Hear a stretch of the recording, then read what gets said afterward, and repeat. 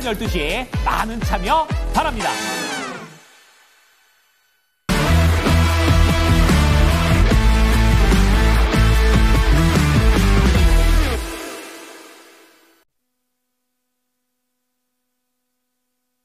네, 이슈 딥다이브 함께 하시죠. 헤르메스 스탁의 김시은 팀장 그리고 해운솔루션 이정우 팀장 두 분과 함께 하겠습니다. 어서 오십시오. 네, 안녕하세요. 네, 두 가지 주제로 얘기 나누겠습니다. 첫 번째 먼저 확인해 보시죠. 네, 전쟁 이슈가 또 화두가 되고 있는데 인도와 파키스탄이 6년 만에 무력 충돌을 일으키게 되면서 인명피해가 속출하고 있다는 뉴스들 나오고 있습니다. 문제는 이 양국의 핵 보유국이라는 게 이제 문제가 될 것 같고요. 그렇다면 이 싸움이 언제까지 갈 것인지가 관건이 될 것 같은데 일단의 분석은요. 길게 가지는 않을 거다라는 게 조금 더 중론이라고 할 수가 있겠습니다. 트럼프 대통령도 좀 빨리 끝내라라는 언급을 또 내놓기도 했는데요. 시장에서 어떻게 반응하고 있는지 좀 체크해 볼게요. 네, 팀장님 이 이슈 어떻게 좀 소화하고 있다고 봐야 될까요? 시장에서 관심 없는 것 같습니다. 그렇죠. 예, 별로. 지금 뭐 물론 전쟁이라는 게 어떻게 확전이 되는지는 아무도 예상할 수가 없습니다. 러시아, 우크라이나 할 때도 그때 당시에 그렇게까지 오래 안 갈 것이다라는 내용들이 나왔지만 아직까지도 ING인 상황들. 그래서 우리가 단언할 수가 없지만 다만 시장의 흐름들을 잘 살펴보시면 지금 파키스탄 같은 경우는 경제적인 상황이 안 좋고 인도 같은 경우에도 지금 확전을 할 분위기가 아니지 않나라는 생각을 가지고 있어요. 특히나 우리가 인도에 쓸 때 가장 먼저 떠오르는 게 뭐 겐지 상황도 있긴 하지만 아이폰 쓰시는 분들은 이제 공장들이 인도에 굉장히 많다라는 것을 압니다. 특히나 인도 같은 경우에 이제 포스트 차이나라고 해서 굉장히 많은 제조 시설들을 인도에다가 굉장히 많이 짓고 있는데 그러면 지금 여기서 인도 같은 경우에는 이제 트럼프의 말을 무시하고 계속 전쟁을 진행하느냐? 그러면 경제가 안 좋아질 수밖에 없죠. 그리고 제조 시설 같은 경우도 좀 타격을 받을 수밖에 없는 흐름들이라 보시면 좋을 것 같아서 저는 이들의 정치적인 혹은 경제적인 상황이 계속해서 끌고 갈 것 같지는 않다라고 생각을 하고 있어요. 물론 이제 서로 한 발씩은 또 주거니 받거니는 할 수가 있겠습니다만 그런 러시아, 우크라이나 때처럼의 확전 가능성은 좀 시장에서 보고 있지 않다라고 보시면 좋을 것 같고요. 그래서 오늘 시장에서 사실 전쟁에 대한 확산 가능성이 높아지려면은 굉장히 작은 종목군들, 뭐 스페코라든지 이런 종목군들이 날뛰고 거기에서 보통 전쟁주로 많이 꼽히고 있던 뭐 사료주라든지 이런 중소형 종목군들에 대한 강세름들이 나와야 하는데 테마가 형성돼야 되는데 사실 그렇지는 그렇죠. 않아요. 네. 그래서 지금 보시면 방산주를 보시려면은 이제 확전 가능성을 점쳐서 작은 종목군들에 투자를 하시기보다는 방산 본연의 모멘텀을 보시는 게 맞지 않을까라는 생각을 가지고 있고요. 실제로 이제 주말 사이에 뉴스 많이 읽어보신 분들은 올해 방산 수주가 23년도에 그 역대급 수주 받은 거를 뛰어넘을 것이다라는 내용들을 굉장히 많이 보셨을 겁니다. 실제로 지금 우리나라 방산 수주가 계속해서 차곡차곡 쌓여 있는 상황들 그리고 트럼프의 굉장히 강경한 방산에 대한 정책들이 나오게 된다면 여기 방산 같은 경우는 변하지 않은 스토리라고 보시면 좋을 것 같아서 저는 방산 실적 괜찮은 종목군들을 보시는 게 맞지 않을까도 한번 드려보도록 할게요. 네, 글로벌 지정학적인 뭐 위험, 리스크들이 계속해서 일어나면서 여기에 조금 무뎌진 감도 있는 것 같고, 그리고 이게 길게 갈 가능성이 없다라고 판단을 하는 걸까요? 시장에서 그닥 여기에 따른 테마단이 형성되지 않고 있다라는 점도 언급해 주셨습니다. 이정우 팀장님 의견은 어떠세요? 요것과 상관없이 그냥 방사는 잘 보자, 실적 좋아지는 특히 종목 이렇게 멘트 주셨는데 팀장님의 의견 어떠실까요? 저도 방산 관련해가지고 계속적으로 지켜볼 필요는 있다라고 생각이 들고 있고 인도 파키스탄 관련해가지고 저는 좀 길게 갈 가능성도 있다라고 생각이 들고 있어요. 인도 파키스탄 전쟁 관련해가지고 이게 단기간에 시작됐던 부분도 아니고 어떻게 보면 종교가 맞물렸던 부분도 있기 때문에 계속적으로 장기간 지속됐던 부분인데 이번에 테러 사건 이후로 더욱더 확산이 되는 분위기다. 물론 장기적으로 안 갈 가능성이 높다는 건 둘 다 핵 보유국이기 때문에 약간 눈치 싸움이 크게 다 작용할 가능성도 있겠지만 저는 종교가 꼈다는 부분이 좀 더 길게 가능성도 있다라고 생각이 들고 있고 방산 관련주는 뭐 인도 파키스탄의 전쟁 어떻게 보면 이 사건뿐만 아니라 계속적으로 우상향을 할 수 있는 분위기가 만들어지고 있다라고 생각이 들고 있어요. 그리고 트럼프가 뭐 인도 파키스탄 관련해가지고 빨리 끝내라고 하는데 러시아 우크라이나에도 아직도 못 끝내고 있는 부분이 있기 때문에 약간 인도 파키스탄이 말을 들을까라고 생각을 한다라면 저는 아니지 않나라고 생각이 들고 있고, 물론 이게 계속적으로 확산이 된다라고 한다면 큰 피해가 나올 가능성이 있겠지만 경제적인 규모로 봤을 때는 어떻게 보면 러시아 우크라이나 사태보다는 그렇게 타격은 그렇게 크지 않을 가능성이 높기 때문에 조금 더 시장은 조금 지켜보자라는 생각이 들고 있습니다. 그렇다고 본다면 방산을 지금 담아야 되냐라고 본다면 저는 계속적으로 실적은 좋아지고 있고 인도 파키스탄도 이것도 계속적으로 길어진다고 본다면 실적은 더욱더 올라갈 가능성이 있기 때문에 계속적으로 주의 있게 보자라고 생각이 들고 있습니다. 네. 한화에어로스페이스가 시가총액이 올해 들어서요, 2.5배가 증가했습니다. MNC 솔루션이나 현대로템도 보면은 시가총액 많이 올라왔거든요. 방산에 계속된 하이킥 가능할지도 관심사로 떠오르고 있는 구간에서 두 분 다 긍정적인 의견을 내주셨어요. 한 분은 확정 가능성 있다, 크지 않다 이런 의견도 함께 들어봤는데, 그렇다면 종목 픽 어떻게 나올지 궁금하네요. 함께 확인하겠습니다. 네, 김시현 팀장의 종목 먼저 보실까요? 네, 한국항공우주 언급해 주셨고요. 다음은 이정호 팀장입니다. 한화에어로스페이스를 가지고 오셨습니다. 먼저 한국항공우주 관련해서는 오늘 MRO 이슈도 붙고 이렇더라고요. 네, 김시현 팀장님 어떤 점 좋게 보세요?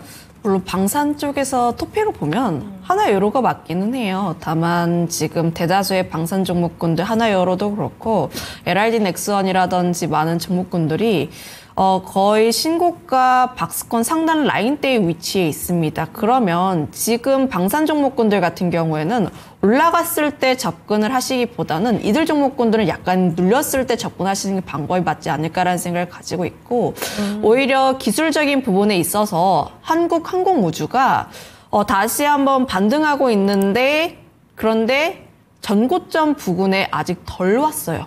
그리고 심지어 이제 8만 원 라인대에서 어느 정도의 물량 소화를 거치고 난 다음에 다시 한번 5일선 타고 올라가는 구간대라고 보시면 좋을 것 같아서 현재 안정적으로 접근을 하시기에는 그래도 이 종목이 조금 더 낫지 않을까라는 생각을 가지고 있고요.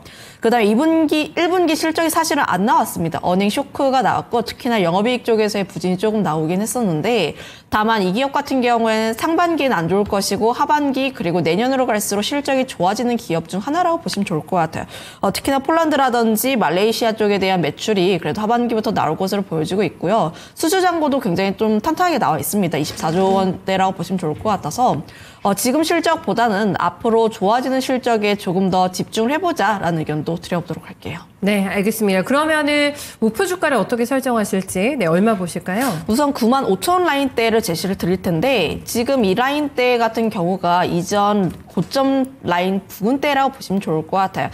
이 라인대를 어떻게 뚫어주는지 여부가 가장 중요하다라고 보시면 좋을 것 같아서 우선은 95,000원 라인대를 설정해 드리도록 하겠고요. 순절 라인대는 대신 79,000원 라인대로 제시를 드릴 텐데, 이 라인대가 이전에 매물대를 좀 소화하면서 나타났던 그 하단 라인대라고 보시면 좋을 것 같습니다. 이 라인대를 깨지 않는 게 그래도 가장 중요하지 않을까도 한번 드려보도록 할게요. 네, 알겠습니다. 다음은 한화에어로스페이스인데 시가총액 6위고요. 네, 6위, 5위가 지금 현대차인데 시총 차이 많이 안 나요. 지금 이런 기세대로라면 탑5 안에까지도 한화에어로가 들어갈 수 있겠다라는 생각이 드는데, 너무 많이 올랐다라는 게 단점이지 않을까라는 생각도 함께 가져봅니다. 이정호 팀장님, 주신 이유 들어볼게요. 아직까지는 상승 여력은 있다라고 생각하는 게, 요즘 시장이나 이런 분위기를 봤을 때 방산 쪽, 조선 쪽으로 집중되게 수급세가 들어오고 있다라고 생각이 들고 있어요. 물론 시총 순위로만 보면 현대차가 영업이익이나 이런 부분을 봤을 때 더욱더 높은 부분은 있겠지만, 어떤 차트상으로 봤을 때 매물대가 없는 부분이기 때문에 조금 더 기대감을 할 수가 있다라고 생각이 들고 있고, 제일 중요한 건 어떻게 보면 황제주, 우리가 100만 원권부터는 어떻게 보면 황제주라고 하는데 한화에어로스페이스가 지금 80만 원대입니다. 그렇기 때문에 거의 100만 원 분에까지 목표가를 설정하고 갖고 가시는 분들이 많기 때문에 그 가격대에서 어느 정도 브레이크가 걸릴 가능성이 있겠지만, 그 전까지는 어느 정도 상승 여력은 더 충분하게 보이고 있기 때문에 좀 긍정적으로 볼 수 있는 부분이 있고, 그리고 또 얼마 전에 실적 발표나 이런 부분이 나왔을 때 탄약 산업에서 어느 정도 호실적이 나왔습니다. 그 말은 전쟁이 계속적으로 지속이 되면서 탄약 쪽에서도 더욱더 실적이 잘 나왔던 부분이 있기 때문에 조금 더 이 방산주 섹터 중에서 한화에어로스페이스를 하나 에어로스페이스를 좀 더 집중적으로 지켜보자라고 말씀을 해드리겠습니다. 네, 문제는 잘 나가는 거는 다 인정하는 대장주인데 내가 여기서 사서 수익을 얼마나 볼 수 있을까가 이제 관심사이신 거잖아요. 네, 들어볼게요. 팀장님. 지금 신규로 들어가시는 분들은 뭐 길게 뭐 120만 원 이렇게까지 보시는 것보다는 좀 100만 원 전, 한 98만 원 정도, 한 10% 정도 부분까지만 수익을 챙기고 조금 더 조정이 들어왔을 때 그때 다시 들어가는 전략이 맞지 않나라고 생각이 들고 있습니다. 네, 거의 100만 원 선에 근접하는 98만 원. 황제주로 등극할 수 있을까요? 네, 가능성 체크해 주셨습니다. 방산주 얘기 들어봤고요. 저 이번에 두 번째 이슈로 넘어가겠습니다. 네, 사실 오늘 가장 관심이 많은 게 바로 환율이 되지 않을까 싶어요. 네, 뭐 항공주도 지금 굉장히 강하게 올라가고 있고 이렇습니다. 12.3 계엄 사태 이후에 처음으로 지금 보는 숫자가 나오죠. 1,300원대로 다시 진입이 됐습니다. 관세 협상 때문에 지금 대만 달러가 급락하고 있거든요. 그 영향도 받게 되면서 대만 달러발 원화 강세가 진행이 되고 있는데 이렇게 되면서 저희가 정말 시달렸습니다. 우리 시장의 외국인들의 엑소더스에 시달렸는데 그 패턴도 좀 변화될 수가 있을까 이렇게 환율이 많이 내려왔기 때문에 이런 부분까지 관심 가지고 있는 상황이고 유리한 섹터에 계속적인 관심도 필요할까라는 부분 궁금하실 것 같습니다. 김시흠 팀장님 먼저 답 주실까요? 일단 이제 항상 많은 분들이 걱정을 하시는 게 원화 가치가 올라가면은 수출주들이 또 타격을 받을 것이고 또 이제 환율에 대한 부분에서 또 변동성이 생긴다면 외국인 쪽에서의 이제 엑소더스가 나오지 않을까라고 좀 많이 우려들 하셨는데 지금 1,397원입니다. 지금 사실 이 정도가 원화 가치가 적절한가를 물으신다면은 지금 점점 정상화가 되는 과정이지 않나라는 생각을 가지고 있어요. 사실 우리가 작년 이맘때만 하더라도 이 정도의 환율은 우리가 기대하지 못했습니다. 맞아요. 상상을 할 수가 없었죠. 네. 그만큼 지금 1,400원대라는 환율이 좀 비정상적이었다라고 보시면 좋을 것 같고 현재 이제 가치가 점점 정상화로 되어가는 과정이라고 보시면 좋을 것 같은데 다만 지금 여기에서 환율에 대한 부분들이 더 변동성이 생길 수 있을 것인가에 대한 물음표가 많은 분들이 있으실 것 같아요. 그런데 이제 트럼프가 이제 개별 국가마다 협상을 어느 정도 진행을 할 것으로 보여지고 있는데 거기에서 이제 개별 국가에 대한 절상에 대한 내용들이 계속해서 나오고 있다라는 기사가 있습니다. 그러면 결국 이런 점들을 감안을 하면 추가적으로 원화 가치가 움직이지 않을까, 올라가지 않을까라는 방향으로 보시면 좋을 것 같고요. 물론 이제 다시 한번 되돌림 현상은 나오게 되겠죠. 그거에 따라서 다시 내수주들에 대한 관심도 함께 올라갈 수밖에 없지 않을까라고 보시면 좋을 것 같은데 오늘 대표적으로 보시면 유통주들 잘 움직였고요. 뭐 편의점이라든지 혹은 건설 쪽, 특히나 내수 쪽에서 잘 움직였던 종목군들에 대한 강세 흐름들이 계속 나와주고 있습니다. 그러면 지금 환율에 대한 내용들이 계속해서 나올 때마다 내수주들 같은 경우에 좀 더 강할 수밖에 없는 상황들, 하지만 다르게 이야기를 하면 이런 내용들이 점점 이게 정상이었지 라는 인식이 들 때쯤에 다시 한번 수출주로의 관심이 옮겨가지 않을까라고 보시면 좋을 것 같아요. 실제로 우리가 기업들의 실적을 추정을 할 때 1,400원대를 놓고 추정을 한 게 아니라 1,300원 중후반대를 놓고 실적을 추정을 했습니다. 그러면 지금 여기에서 환율 효과로 인해서 물론 1분기 실적 잘 나온 것은 알겠지만 하반기 같은 경우에는 점점 정상화로 되돌아가는 과정이지 않을까라고 보시면 좋을 것 같아서 단기적으로는 내수주 혹은 중장기로 보실 분들 같은 경우에는 수출주들이 조금 더 낫지 않을까라는 의견도 한번 드려보도록 할게요. 네, 외국인들의 포지션에는 어떤 영향이 있을까요? 뭐 아무래도 지금 외국인 같은 경우에는 조금씩 들어올 수는 있겠죠. 그런데 실제 환율에서의 변동성 대비했을 때 오늘 시장에서 외국인 코스피 매수세가 그렇게까지는 또 강하지는 않습니다. 네. 아직은 조금 더 관망하려는 흐름들이 아닐까라는 생각을 가지고 있어서 협상을 또 어떻게 진행하는지가 가장 중요하다라고 보시면 좋을 것 같아요. 네, 알겠습니다. 일단은 지켜보자라는 의견을 내주셨습니다. 환율의 정상화 과정이다라는 부분을 포인트로 남겨주셨는데 지금 현재 가격대에서 더 밀려 내려갈 가능성이 있는 건지 1,300원에 안착한다고 볼 수 있을까요? 이정훈 팀장님. 네, 1,300원까지는 안착할 가능성이 높다라고 생각이 들고 있고 미국과 중국에서 계속적으로 관세 얘기가 나오면서 불안감은 만들었지만 그게 협상이 잘 이루어진다라고 한다면 원화가 강세가 더욱더 나을 가능성이 있다라고 생각이 들고 있어요. 근데 전체적으로 보면 원의 강세가 아니라 달러의 약세화가 되고 있다라고 생각이 들고 있고, 가파르게 어떻게 보면 달러 가치가 많이 올랐던 부분이 정상화로 가고 있는 부분이 있고, 그거에 따라서 우리나라 기업들도 많은 고민을 할 가능성이 높다라고 생각이 들고 있습니다.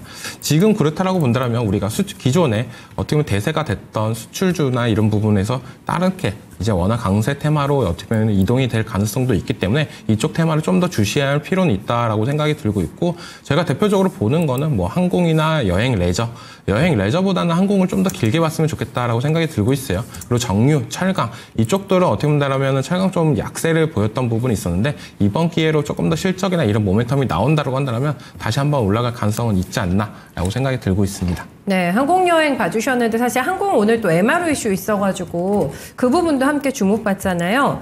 거기에 대한 모멘텀도 강하게 붙을 것 같다고 보시는지 한 번 더 여쭤볼까요, 항공? 네, 항공 쪽 MRO가 지금 어떻게 본다면 저는 엄청 크지 않나라고 생각이 들고 있어요. 네. 우리가 이번에 조선 관련해가지고 MRO 산업이 처음 얘기가 나올 때 엄청나게 큰 상승세를 보였던 부분도 있었는데요. 그 뒤로 나서 계속적으로 몇 개월 동안 우상향을 하던 모세가 나왔습니다. 그렇기 때문에 이 MRO 산업이나 이런 부분을 좀 더 집중적으로 봤으면 좋겠다라고 생각이 들고 있고, 거기서 이제 어떤 큰 수혜주가 나온다라고 본다면 제2의 하나오션이나 이런 부분이 나올 가능성이 있기 때문에 좀 주의 깊게 봤으면 좋겠다. 미국이 왜 자꾸 자기네 나라 쪽으로 공장을 짓고 뭘 하라고 하면서 네. 자꾸 MRO 산업은 다른 나라로 주는 이유나 이런 부분을 좀 체크해 볼 필요는 있어요. 왜냐? 아직까지 미국의 기초 체력이나 이런 부분이 안 되기 때문에 네. 그렇기 때문에 어떻게 보면 MRO 산업이나 이런 부분을 계속적으로 얘기가 나오는 부분이 있기 때문에 조선뿐만 아니라 항공기 쪽으로도 MRO 산업이 넓혀진다라고 본다면 저는 한 번 더 급등하는 대형주 장세가 나올 가능성도 있기 때문에 좀 주의 있게 보자라고 말씀해드리겠습니다. 알겠습니다. 한 개만 더 여쭤보고 싶은 게, 저희가 킹달러 때문에 스트레스 많이 받았는데 완전히 지금 달러 약세화 추세로 전환이 된 상태인 거잖아요. 하락 가능성 추가적으로 더 열어놔야 된다고 보십니까? 어느 정도 하단 나왔다고 보세요? 생각보다 오늘 장에서 강세를 못 보이는 부분이 대외적으로 뭐 인도 파키스탄의 어떻게 보면은 불확실성이나 이런 부분도 있겠지만, 저는 어떻게 본다면 환율이 1,400원대로 급등했을 때 증시가 큰 폭으로 하락을 했었는데, 지금 1,300원대로 왔는데 생각보다 증시가 강한 모세가 안 나오고 있는 부분이 조금 아쉽지 않나라고 생각이 들고 있어요. 어떻게 연휴 동안 계속적으로 쉬고 왔었는데 오늘 같은 날 더 강한 반등세나 이런 부분이 나와준다고 한다면 긍정적이게 나올 가능성이 있겠지만, 조금 더 눈치 보기 장세가 나온다는 거는 인도 파키스탄이 생각보다 강한 부분이 있겠다라고 저는 어떻게 보면 생각도 들고 있기 때문에 그렇구나. 조금 더 지켜보자. 어떻게 보면 호재와 악재가 같이 공존을 하고 있는 상황에서 네네. 무작정 베팅을 하는 것보다는 어떻게 보면 좀 섹터 쪽으로 집중적으로 보는 게 낫지 않나라고 생각이 들고 있습니다. 네, 조금 더 신중하게 의견을 가져가시는 것 같아요. 외국인들도 조금 미진합니다. 금액이 거래소에서 650억 원 순매수 잡히고 있는데, 이걸로는 턱없이 또 부족한 상황이어가지고요. 조금 더 외국인들의 시각도 확인할 필요가 있겠다라는 생각 같이 드네요. 네, 두 분의 주목 확인하겠습니다. 네, 탑픽입니다. 김시은 팀장이 가지고 오신 거는 진에어를 선택을 하셨고요. 저희 이정호 팀장의 종목 보겠습니다. 대한항공, 오늘 엄청나게 또 시세 분출 나와주고 있는 대형주인데요. 진에어 먼저 볼까요, 팀장님? 진에어도 양봉이긴 한데 윗골이 조금 달고 있습니다. 워낙에 묵직한 종목이잖아요, 진에어. 네, 선택하신 이유 들어볼게요. 뭐 이제 대한항공과 이제 LCC 쪽에서는 진에어를 관심 있게 보고 있는 게, 네. 결국 항공주 같은 경우에는 이제 세 가지 포인트만 확인해 보시면 좋을 것 같아요. 달러, 유가, 여행에 대한 수요라고 보시면 좋을 것 같은데, 달러 같은 경우에도 오늘 시장에서 굉장히 큰 화두가 되고 있다는 점들, 그리고 이제 WTI 유가 같은 경우에도 조금 반등이 나와주긴 했지만, 다만 그럼에도 50달러대를 기록하고 있는데 현재 수요에 대한 부분들을 보면 그렇게까지 크지 않을 것 같다라는 내용들이 좀 중론이라고 보시면 좋을 것 같아요. 그러면 달러 같은 경우도 좀 약세, 그리고 유가도 또 하락세가 나와줬기에 지금 사실은 항공주를 보기엔 좀 적기지 않나라는 생각을 가지고 있습니다. 사실 항공 종목군들이 좀 주가의 위치가 위에 위치해 있다면 지금 종목군들에 대해서 관심 있게 보자라는 언급은 아예 안 드릴 것 같아요. 그 이유가 사실 항공 종목군들 같은 경우에는 좀 구조적으로 성장하는 산업군들이 아니라 여행객에 대한 수요 혹은 달러라든지 유가에 대한 이 변수만 체크를 하는 종목군들이기 때문에 주가의 위치만 어느 정도 확인을 해보시면 좋을 것 같습니다. 그런데 대다수의 항공 종목군들이 현재 바닥권에 위치해 있다가 모멘텀 받고 다시 한번 올라가는 추세라고 보시면 좋을 것 같아서 저는 이 모멘텀이 그래도 좀 더 움직이지 않을까라는 생각을 가지고 있어서 계속 관심 있게 보자라는 입장들, 그리고 LCC 같은 경우에는 여행에 대한 수요를 우리가 확인해 봐야 하는데 사실 해외여행 수요를 꺾이는가를 고민을 해보면 안 꺾여요. 맞아요. 제주도보다 일본 가겠다 하시는 분들 굉장히 많고요. 그리고 제가 6월 달에 오키나와 여행 가고 싶어가지고 항공편을 또 검색을 해보니까 50만 원대에서 70만 원대까지 다양했습니다. 그만큼 지금 일본 쪽에 대한 수요가 다양하지 않나라는 생각을 가지고 있어서 LCC 쪽에서 그래도 일본 노선 좀 잘 되어 있는 디네어가 좀 그래도 괜찮지 않을까라는 의견 드려보도록 할게요. 네, 일본에서 힌트를 얻으셨군요. 목표가 얼마 보세요? 14,000원까지 작년에 갔었네요. 네. 그건 작년 이야기라고 보시면 좋을 것 같고요. 우선 제가 앞서 이야기를 했던 것처럼 이제 항공 종목군들 같은 경우에는 구조적으로 성장하는 종목군들이 아니다 보니까 좀 무릎에 팔아서 저는 골반에 팔아라. 골반이요? 어깨도 아니고 네. 한 골반 정도라고 보시면 좋을 것 같은데 10,000원 라인대 우선 제시 드려보도록 하겠고요. 그 이유가 이전에도 이제 120선 라인대를 돌파하지 못하면서 계속 하향 추세가 마련이 되어 있었습니다. 그러면 내가 무리하게 좀 모험을 하면서 120선 라인대를 어떻게 돌파하는가 이런 걸 확인을 하시기보다는 120선 라인대에서 일정 부분 챙기시고 네. 그리고 돌파를 하시면 그때 조금 더 홀딩에 대한 의견을 좀 드려보도록 하겠고요. 대신 손절 라인대 같은 경우에는 좀 타이트하게 들릴 텐데 9,000원 라인대를 우선 제시 드려보도록 할게요. 네, 알겠습니다. 위아래 다 짧게 갑니다. 일단은 이라고 얘기해 주셨고 10,000원 돌파하면 그때 다시 한번 추세 제가 여쭤봐 드릴게요. 대한항공 목표가 좀 더 잡아주실지 모르겠는데요. 네, 일단 포인트 듣겠습니다. 팀장님. 네, 대한항공을 갖고 온 이유는요. 어떻게 보면은 환율이 많이 떨어지고 어떻게 보면은 워낙 강세가 나온다라고 본다면 우리가 여행을 갈 때 항공편부터 많이 알아보는 부분이 있습니다. 근데 생각보다 어떻게 보면 50만 원, 70만 원 가격 차이가 크다. 라고 본다면 어떻게 보면 LCC 쪽으로 많이 갈 수도 있겠지만 저는 어떻게 본다면 생각보다 유류비가 절감되고 많이 가격이 떨어진다. 20만 원, 30만 원대로 봤을 때 그렇다고 본다면 대한항공을 탈 가능성이 높기 때문에 원화 강세가 지속이 된다고 한다면 어떻게 국적기가 더 수요가 더 올라갈 가능성이 있다라고 생각이 들고 있고 항공주 같은 경우는 왜 대표적으로 왜 원화 강세가 되면 올라가냐? 우리가 어떻게 보면 항공기를 구매할 때 유류비나 이런 부분도 내는 부분도 있습니다. 그리고 항공기가 워낙 비싸기 때문에 이 부분을 리스를 하는 부분도 있기 때문에 달러로 다 결제를 하는 부분이 다 원화 강세로 간다라고 한다면 강세로 될 가능성이 있기 때문에 항공주를 보자라고 생각이 들고 있고 그것뿐만 아니라 이때까지 많이 떨어졌던 부분도 있었습니다. 그런데 거기에 이제 MRO 산업까지도 들어온다라고 한다면 폭발적인 수요나 이런 부분이 더 늘어날 가능성이 있고 그런 부분을 봤을 때 우리가 제일 중요했던 건 뭐냐? 하나오션도 어떻게 본다면은 잘 못 갔던 부분이 있었는데 이 MRO 산업이 겹쳐지면서 계속적인 상승세가 나왔던 부분도 있습니다.